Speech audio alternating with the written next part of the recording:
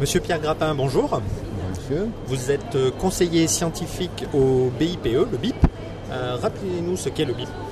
Eh bien, le BIP, c'est un cabinet qui fait des études et qui fait du conseil auprès d'entreprises et qui a une spécialité en matière de prévision économique et sociale. Voilà.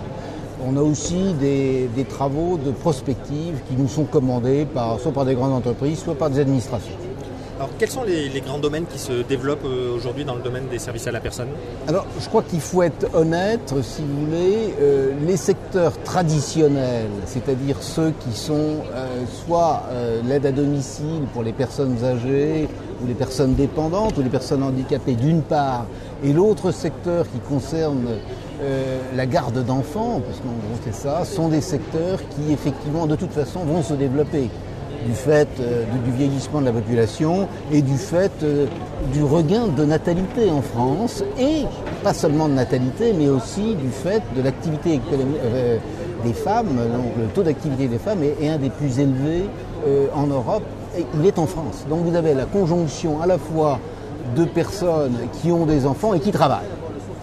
Alors on a là les deux maillons extrêmes de la vie, si je peux dire. Entre les deux, est-ce qu'il y a des domaines émergents dans le domaine des services à la personne ? Entre les deux, effectivement, nous avons conduit justement une étude prospective donc pour le compte du ministère de la DGCIS et de la NSP. Et cette étude montre quand même qu'il y a des secteurs qui vont se développer, mais souvent à la périphérie, c'est-à-dire pas nécessairement dans le cœur.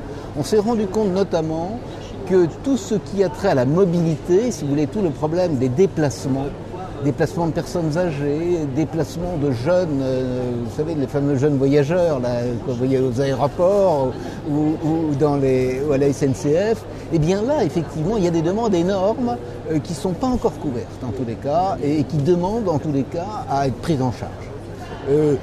Bien entendu, tout ce qui constitue, et là je sors d'une conférence sur la nouvelle technologie, mais tout ce qui peut favoriser le lien social, notamment vis-à-vis des seniors, des personnes âgées seules, vaincre le problème de solitude. Là aussi, c'est des secteurs qui vont se développer certainement dans les années à venir. Voilà. Alors, on voit le secteur des services à la personne se structurer progressivement et se structurer en particulier autour d'une organisation en franchise. Pourquoi cette spécificité dans le domaine des services à la personne ? Alors, on comprend un peu pourquoi des entreprises qui se créent souhaitent être franchisées.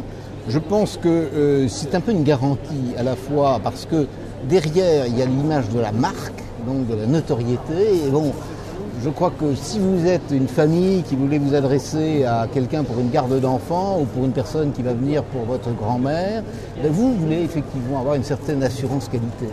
Et on peut comprendre que des créateurs d'entreprises veuillent se franchiser, voilà. Et puis bon, c'est aussi la garantie peut-être d'une rentabilité économique qui est moins assurée quand on n'est pas franchisé. Quels sont selon vous les 3 points clés à prendre en considération lorsqu'on se lance en franchise dans le domaine des services à la personne ? Bon, alors je pense quand même qu'il faut bien choisir son créneau, hein. Voilà, je vous l'ai dit tout à l'heure, c'est-à-dire ceux qui veulent vraiment partir sur des terrains complètement nouveaux. Je pense que là, il faut vraiment avoir un produit innovant, si vous voulez. Bon, voilà, je sors d'une conférence où, effectivement, les nouvelles technologies, apparemment, il y en a. Mais autrement, je crois qu'on retombe sur le créneau. Est-ce qu'il y a la cible, le produit ? Voilà, je veux dire, c'est toujours pareil. Il faut quand même être assuré de la continuité du service, si vous voulez, parce que c'est pas tout notamment des petites entreprises ont besoin d'intervenants. Par exemple, si vous intervenez chez les personnes âgées, si vous avez plusieurs intervenants, il faut assurer la continuité, par exemple. Enfin, voilà, vous avez ces choses-là.